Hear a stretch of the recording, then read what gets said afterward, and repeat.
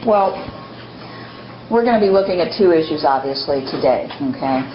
Gay rights and women's rights, and in particular the contemporary expression of those movements, which has gone beyond, say, just simply, a call for rights to a desire for acceptance and happiness, the pursuit of happiness. I kind of like to characterize this as moving from, the traditional liberal agenda of equality and freedom to the pursuit of happiness, which is also a promise for the American people, okay?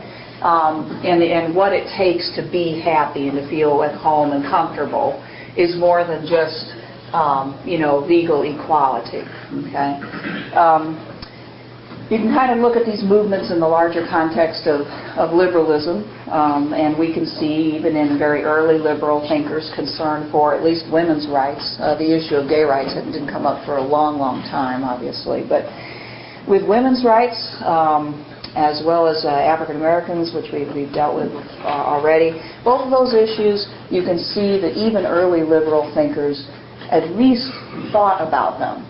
They didn't come up with real satisfactory responses always, but for instance, on women's rights, John Adams, Abigail Adams. He was married to Abigail, who was a thoughtful woman and a woman who was interested in trying to advance women's status in American society at this new founding, and pleaded with her husband, please remember the women, remember the ladies when you write this Constitution.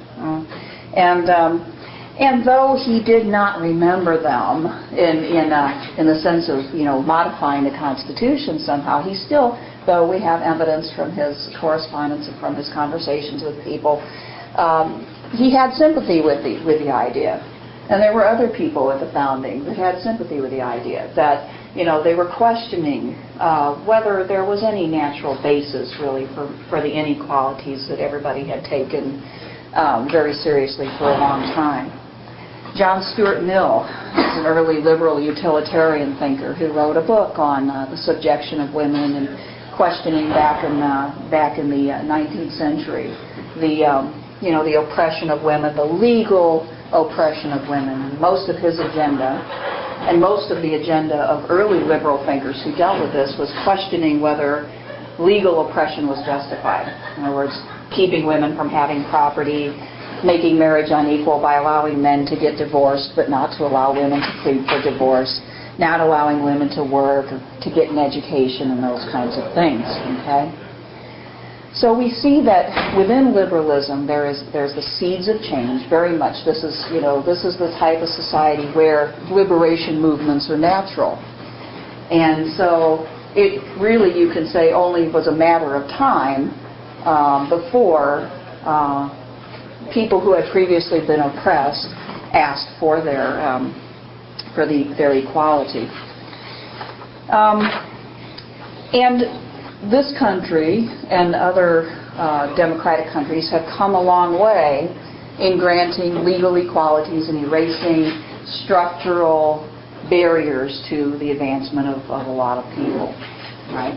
Including the groups that we're going to be looking at today. We can't, for instance, have laws that discriminate against gays in housing. In fact, Topeka just sort of went the extra mile the other day and passed a local ordinance to that effect. We're not supposed to say because you're gay or because you're black or because you're whatever, we won't do business with you. And as a country, we're fairly good about enforcing those kinds of rules. And part of the reason is because if they're not enforced, people can sue on the basis of discrimination.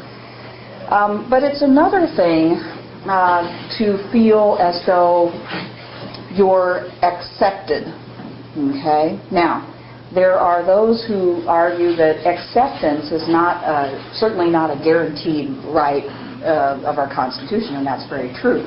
Nowhere does it say that you have a right to be accepted or for other people to approve of you. On the other hand, as I said, it is a sort of implicit promise in the rhetoric of liberalism, in the rhetoric of the American founding, that happiness is important, that people should be free to think what they want to think, be what they want to be, and not have other people try to impede them. Okay?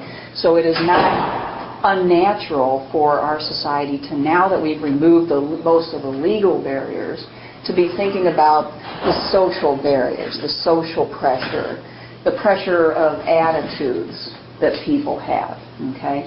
And both of our authors on gay rights and on women's rights are focusing more on those attitudes, because they know that, in most cases, we'll be dealing with gay marriage. That's one issue that still we have to deal with in the legal sense.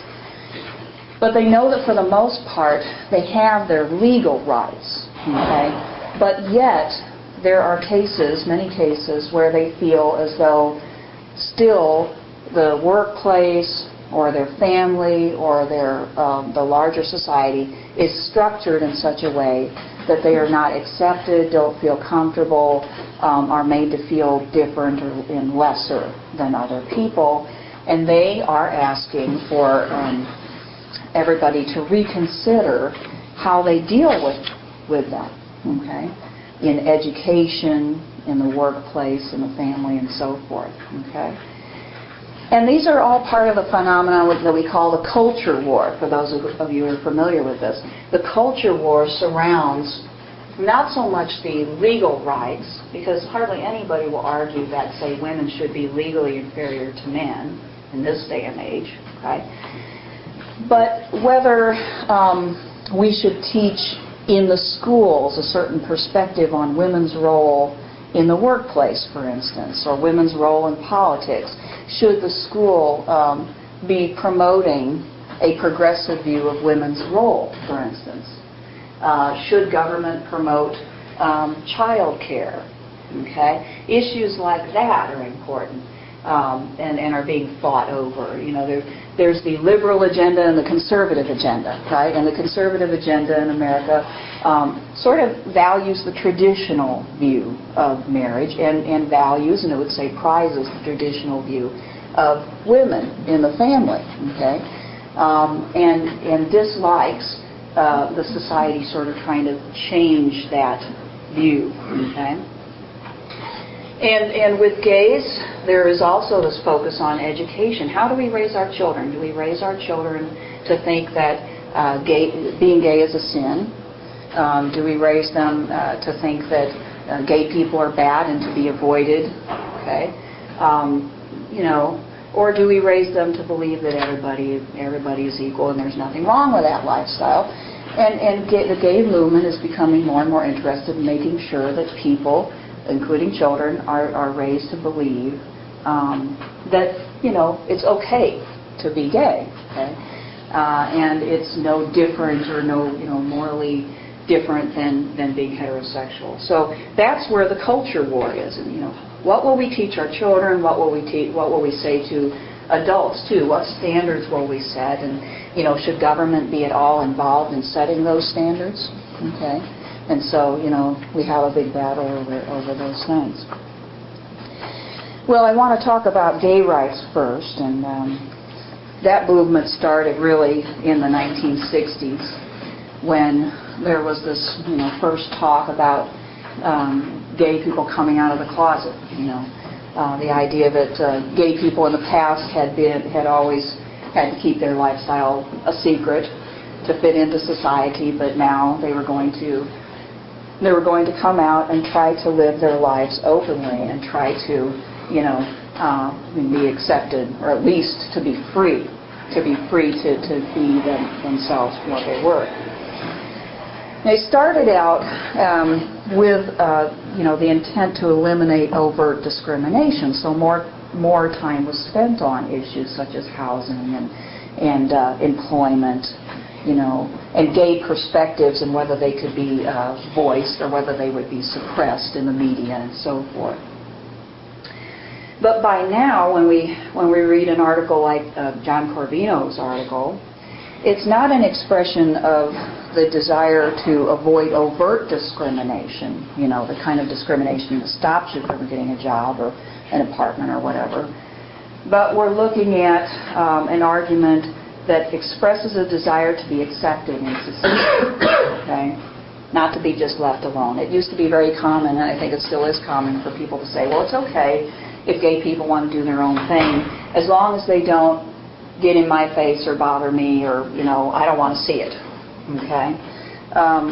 And so we'll just leave them alone, and they can do their thing, and we'll do ours, and everybody will be okay. But now there's a desire in the gay community to go beyond that and to be actually accepted.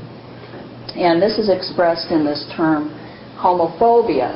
Okay, there's this notion that the problem, or at least part of the problem, is that the prejudice and discrimination, okay, that comes from heterosexuals is due to their fear of homosexuals. That's what that word expresses: fear of homosexuality. Okay, as though homosexuality is a sort of threat to heterosexual sexuality. Okay. So a lot of his article is about eliminating that fear. How do we break down that fear? Okay? Because it's that fear that leads to ostracism, to separating, them. In their view, that's what it's about. Okay? That's not the only view, obviously, but this is, his view is that homophobia is the main root of discrimination against homosexuals. Okay? And so he lays out what is homophobia really about. Okay? And he says, well, it's based on two beliefs. Okay? That homosexuality is unnatural, first of all, and also that homosexuality is harmful. Okay, first with it being unnatural, the idea here is that, all of nature seeks procreation, and that heterosexual sexual activity is obviously natural because of that, because it is at least potentially reproductive. Okay. Whereas homosexuality seems to be an unnatural behavior that is not reflected in nature, in the behavior of animals. And it does not produce, cannot produce children, and therefore it is unnatural. Okay. Now, and we'll address that in just a second and see what he would say about that. And then the other view, that it's harmful, okay, is an argument that says, points out that there is a risk of STDs, that there's a risk of AIDS, that's higher risk for homosexuals than the general population. There's the implication that there's more of a tendency to pedophilia and sexual abuse among homosexuals.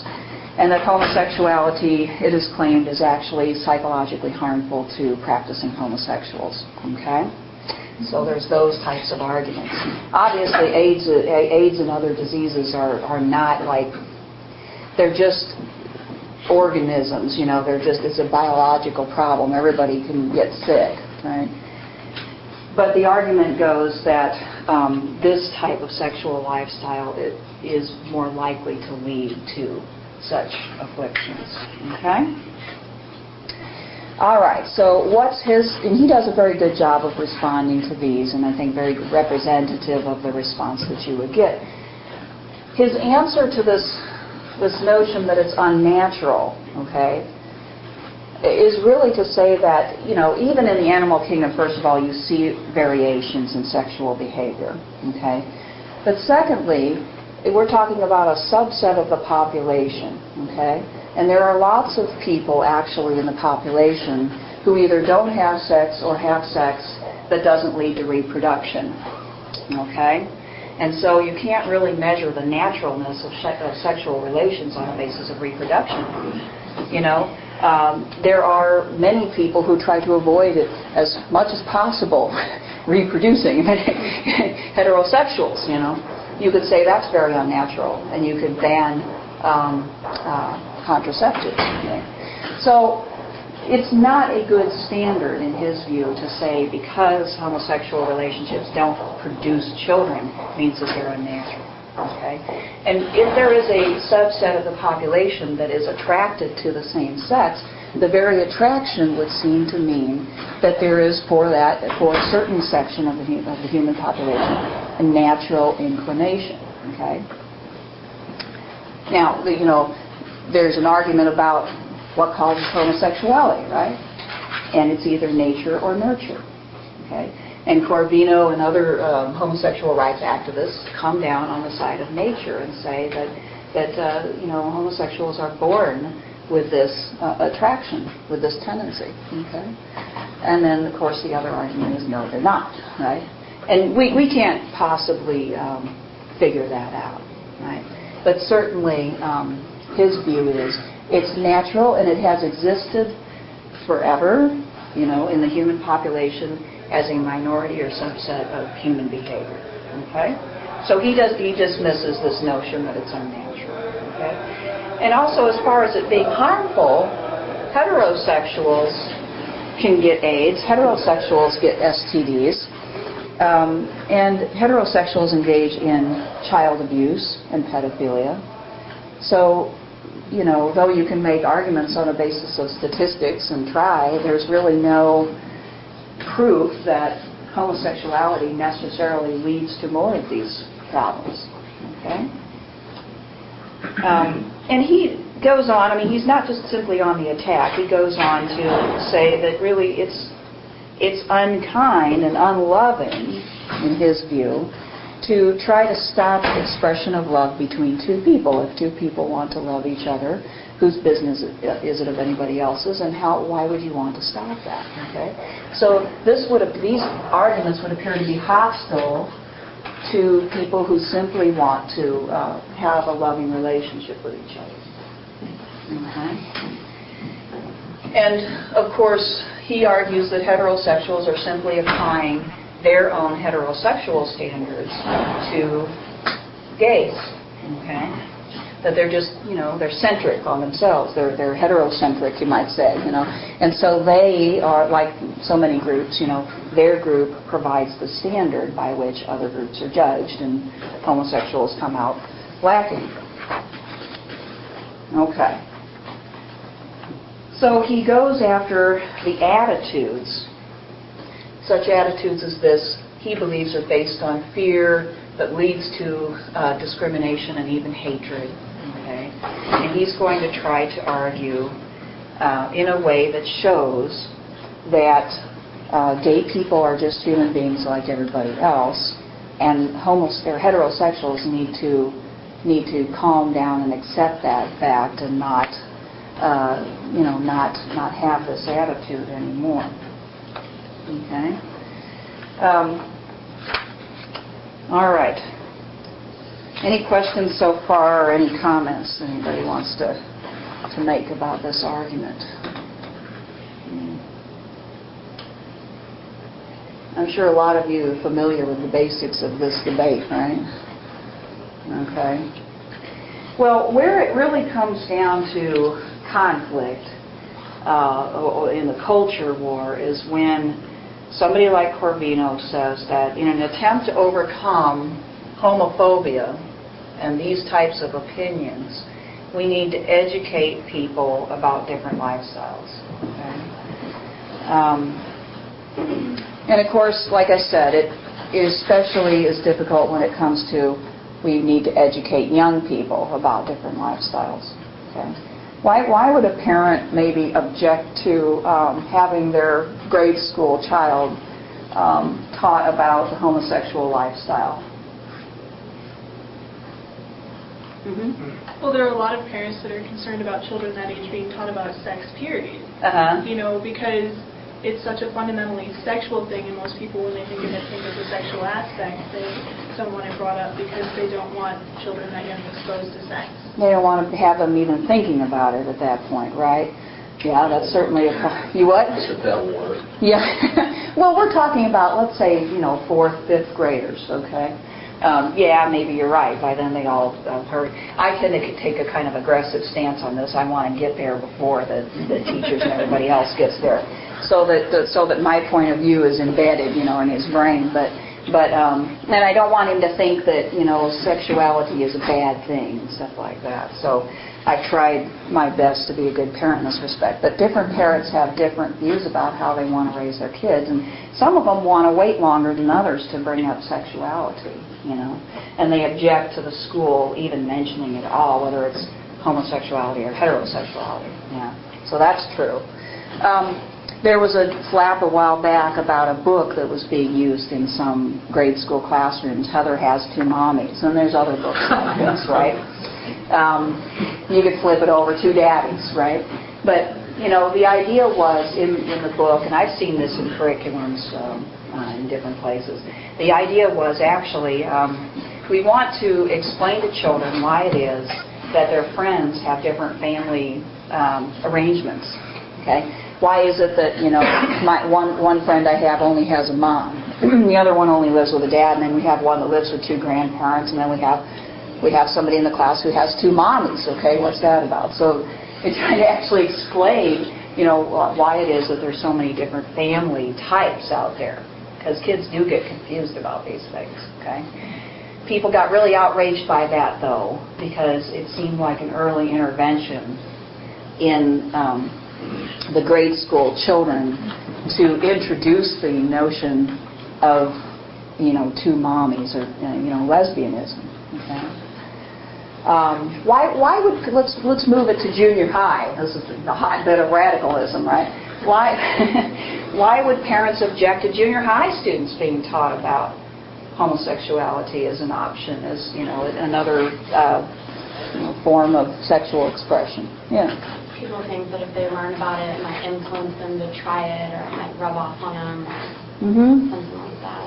Yeah, I think that, you know, even if students were taught fairly objectively about it, you would have parents who would be concerned that just by the teacher mentioning it and talking about it, that it would add an air of legitimacy to it, and then you might have students, and of course at that age, kids are very, you know, impressionable and full of all sorts of wonderful ideas anyway, and parents are worried about all kinds of things, you know, right? So they don't want them to go away from their own way of thinking and living, often to doing something else. And so I think there would be even more fear there, okay? Let alone if the teacher started to teach in a more aggressive way about acceptance, okay? But just going on the basis of the you know, the sex ed debate that we've had in this country for so long, even fairly objective teaching about different contraceptive methods and so forth can lead to a great deal of debate, let alone, you know, when we go beyond that and talk about, you know, more information regarding having sex, right? So, yeah, I mean, it's really a difficult issue, and there are many, many people who prefer to keep it out of the classroom and feel threatened by any sort of teaching of homosexuality. Okay. And now I want to talk about the issue of gay marriage, because that's the big thing right now. Okay. In Massachusetts, if you're gay, you can get married. Okay. The state has decided, and there may be some other states that go in that direction. Okay. And many people are very afraid of that implication. In fact, we're very much hoping that the state would not do this, because there's possibility that all the other states, due to the full faith and credit clause, might have to accept the marriages, right? And we're still trying to work all that out and figure out the implications of it. Okay. There's all sorts of arguments, pro and con, on gay marriage, and I just want to go through some of them. But just to remember in the back of your mind that a person like Corvino would find this to be of utmost importance, not as a liberal rights issue as much as an acceptance issue, as a pursuit of happiness issue. Okay? Because, you know, marriage is a good thing, and it's a thing that they do not get to experience, okay? And so they argue that, you know, anybody who wants to do it ought to be able to do it.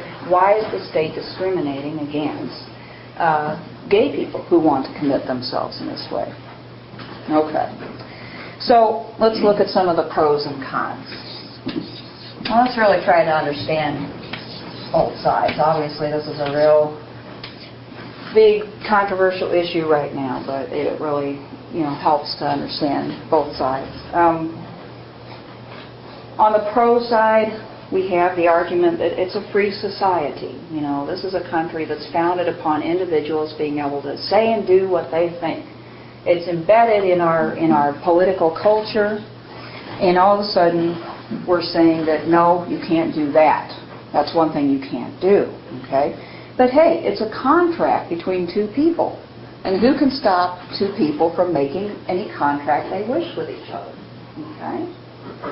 So the idea that we're free and that we should be able to make a contract, an agreement with anybody, if the two parties are both in agreement, it shouldn't be anybody else's business. So why is the state defining marriage as only between a man and a woman and not allowing two free and independent individuals who don't fit that criteria? Why aren't they allowing them also to make the contract? Okay. Now, on the other side of that point, those who are against gay marriage say that marriage is an inherently heterosexual institution. Okay? So, it was created in order to, bring heterosexuals together for the purposes of forming a family and having children. That's what marriage is essentially defined as. Okay? And not only that, but it has religious origins. Marriage is a religious institution. It goes way back, way, way back. Okay? All right. And if it's a religious institution, then it should reflect the religious, implications. It should reflect the religious intent of marriage. Okay? All right. Now, coming back on that, the people who are for gay marriage will say, okay, if you exclude gay people from getting married, then you're endorsing a particular religious interpretation of marriage. Okay? And it's a state institution because the state makes it legal. All right? Anybody can go into a church and have a ceremony, but what gay people want, or some gay people want, is that, the state marriage license. Okay? So the state has, combined its legal authority with a supposedly religious concept, or a concept of religious origin. Okay? Marriage. And so gay rights advocates say if you don't allow gays, you're basically establishing an opinion on religion. Okay, you're establishing a particular religious interpretation of marriage.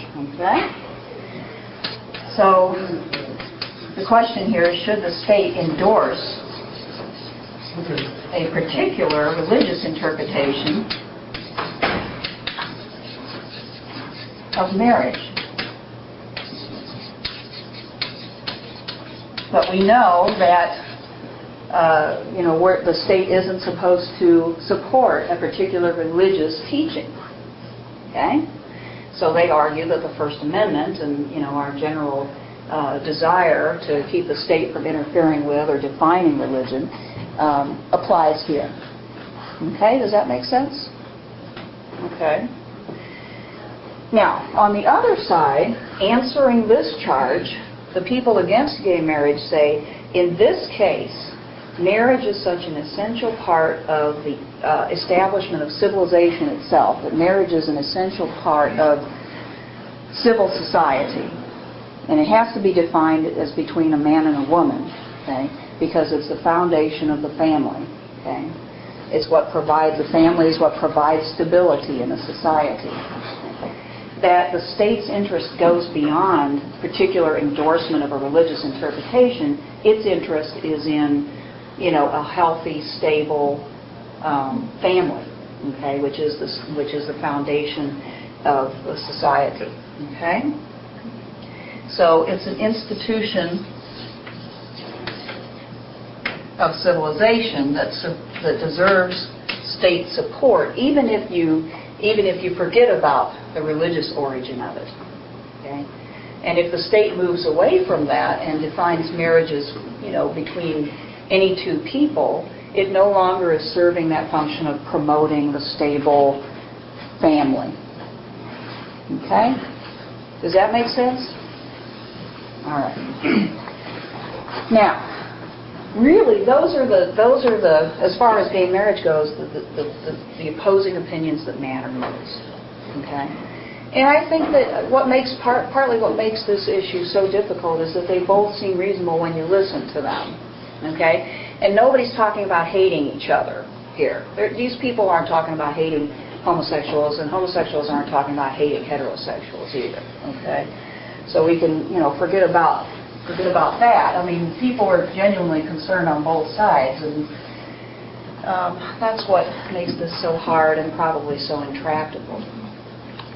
So one way out of gay marriage and that whole issue, which has got us so divided, has come up, and that's civil unions.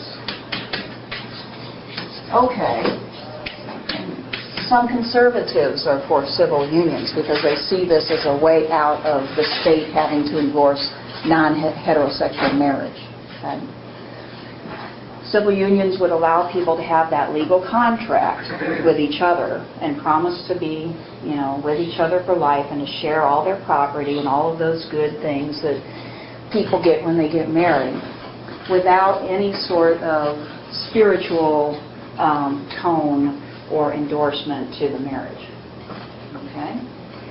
In a way, this is a little similar to if you go to the justice of the peace, but not quite, because the term marriage itself has taken on such a meaning in the society, and, it wouldn't be called a marriage. Okay? Marriage is a word that may be of religious origin, but it's been appropriated by, the society generally. And it means, I think it means anyway, not only a material union, but a spiritual union. Okay. More states, made it more of a legal process, partly for reasons like that, and also to get the Mormons and other. It's got a long and sort of splotchy history. But you're right. At a certain point, getting married in the church was good enough, and then at a certain point, it became the states. The states and premature had to be involved too. But in different countries, that happened at different times. And in England, it happened earlier. Here, in a lot of states, you're right. It had to do with preventing certain types of marriages. Would the civil unions give them the same thing as the marriage would? It would give them the legal rights of marriage. So like all the health insurance and the taxes. Would it allow them to adopt like a regular marriage? I would think so, and I think that's part of what they want too. Yeah. I mean, they can already adopt though, because single people can adopt. Well, it seems just a little petty to not give them the word marriage, because in a state institution, that's not a religious marriage. The Catholic Church won't recognize a state's marriage certificate inside the Catholic Church. Yeah. They don't see that as marriage before God. So I don't see how religion ever really entered into this, because it's not a religious document. Well, it is and it isn't. I mean, it connotes more than just simply a sort of material contract for most of the people in the society. And I think it's because it has become embedded with the spiritual dimension that gay people, as you say, dislike or resent having that excluded from them, because after all, they would say that their unions can be every bit as spiritually significant and their commitments can be every bit as serious as heterosexuals, right? So I think that their opinion is what you say, that it seems kind of petty to withhold this word from them, right? I said yes to some of your questions, but I think that what we would see is if, civil unions become prevalent, gays will then want to have those benefits, and I don't see how they can be stopped from having those benefits. But I think that there'll be a lot of lawsuits over those, because that's going to cost corporations and companies even more money. But that's really important, though. I mean, if my uncle is gay. He's been living with the same man for 30 years, a long time, 30 years or more. Okay, and they have therefore seem to be committed to each other. They don't have any ability to share their benefits from their employer, okay? Whereas I do, if my husband becomes unemployed, my health insurance will take care of him. I know that he'll always, I can take care of him and he can take care of me in that way, and it's very important. My uncle doesn't have that assurance, okay? And yet they've been together all that time, and in their view, what's the difference? They're committed to each other, okay? But I do think that we would have a lot of lawsuits probably to plow through, okay? So, but that's the way they feel, that this is a sort of petty thing to withhold this term and this significance from their unions, okay? On the other side, the counter argument is marriage needs to be held up as something that's the ideal, okay? We need to have in our society the ideal, okay, that will then encourage most people to try to fit that ideal. If we want to encourage families, okay, and there's plenty of evidence to suggest that male-female marriages with children work out better for children, for instance, than single parenthood or gay parenthood right now, partly for these financial reasons we talked about. But then we want to encourage it. Therefore, we should single out that word marriage, that concept of marriage, for the ideal, so that the state still says this is the best form of union. This is the best relationship, okay, that we would prefer you to have. Right? As far as civil unions go, there's pros and cons there too. I mean, on the pro side, it is a way around the whole marriage bugaboo. It's also a way of extending the benefits and just about everything. Without that notion of sacredness, right, the sacred vow. However, some conservatives and other people argue against civil unions too, okay? And their concerns are kind of surprising, okay? When they argue against civil unions, they're not so much concerned about stopping homosexuals from having unions, but they say that they're afraid that once civil unions become possible, that a lot of heterosexuals will take advantage of civil unions and that marriage will cease to exist. That you will have, fewer and fewer marriages and more sort of legal contracts that people may feel they can break even more easily. Okay? Obviously, part of the answer to that would be, well, people get divorced at an incredible rate anyway, so perhaps, marriage isn't seen as all that sacred anymore anyway. Okay? But you would no longer have that ideal that says, monogamous and for life as much. Okay? The ideal would be if you give it that ideal. In other words, if you go into the civil union saying it's monogamous and it's for life, that's fine. You can say that. But it doesn't have that same feeling of state endorsement of the idea of monogamous and for life. Okay? I don't know if I'm making myself clear, but we're not in the realm of legality as much as we're in the realm of feelings and opinions here. Yeah. Well, what are what would be the justification for breaking a civil union? Would adultery be a justification for breaking it? Because then I think it would be. Well, I think, wouldn't civil unions have to be just as breakable as marriages? And we've got no-fault divorce. We no longer have to go and justify the divorce. So we would have, I don't see how we could make the civil union, unless individuals wanted to make a contract with each other. I mean, that's what, I think will happen. Individuals will make a contract with certain things specified, Just as Donald Trump can make a contract with his latest wife, none of my property if we get divorced. If you want to, share everything and promise to be monogamous and have certain consequences, if you're not, you can have a contract to that effect. If you don't have to. Okay? So I guess the answer is not, I don't see how you could set up civil unions to be more serious than marriage. And they wouldn't carry that same spiritual significance. So so they might be less so. And then that's the concern that people have, is that we'll stop even talking about marriage, and young people will go for what they call marriage light. Okay? Marriage light, the civil union. Okay? And eventually, that'll be the way to go. Yeah. On that same note, would it be possible to have more than one civil union? I mean, or could you only have one? Well, right now, even the gay rights folks definitely wish to avoid that question as to whether you can define marriage as multiple spouses. But that is another objection being raised to civil unions, because they say, well, on that basis, if you define it as any two people wanting to get together, what is the magical figure of two for? Isn't that just another sort of leftover from our religious heritage of, not even that far back? I mean, back in biblical times, they did, have multiple marriages, and Mormons, have been oppressed in this country because they haven't been, multiple marriages have been illegal for all this time. So, I think that would be a live question.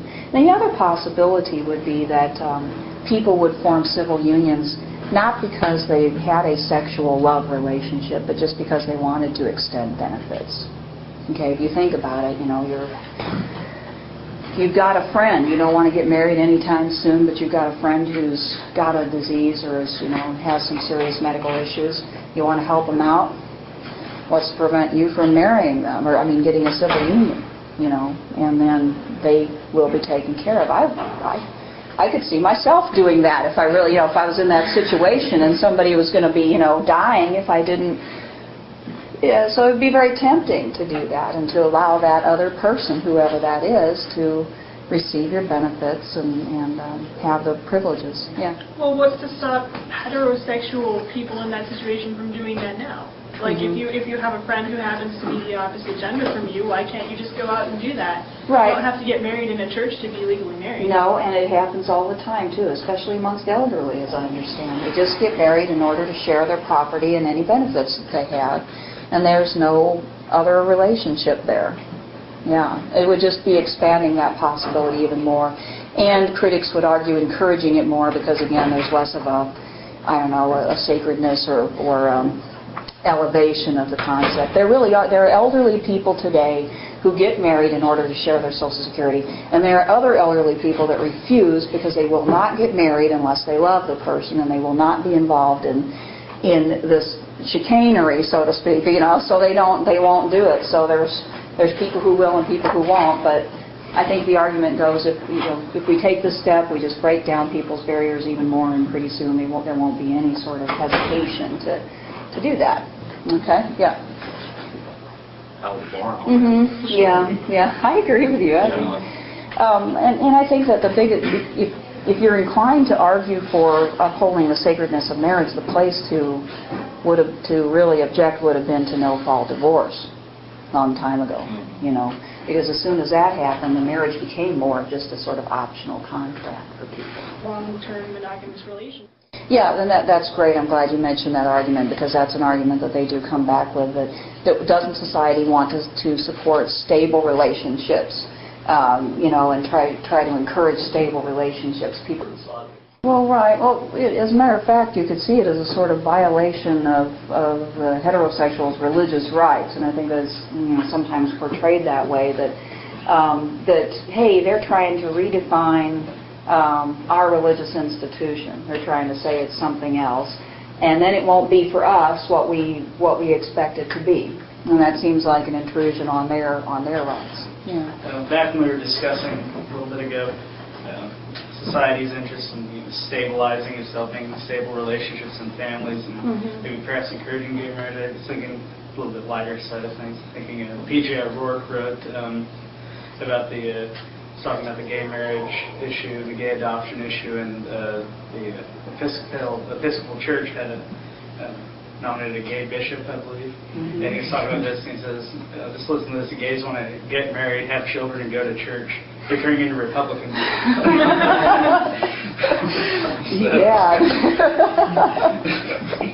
Yeah, that's interesting. I think it's really a conservative thing. I think conservatives should be happy about it because homosexuals are buying into the institution of marriage and having committed relationships and raising children in families that are more traditional than a lot of heterosexual relationships out there.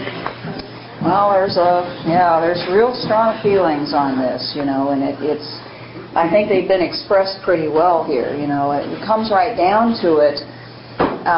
Where you get the most opposition on this is from parents, people with families who just don't want to move into the brave new world, so to speak. They just can't quite see it.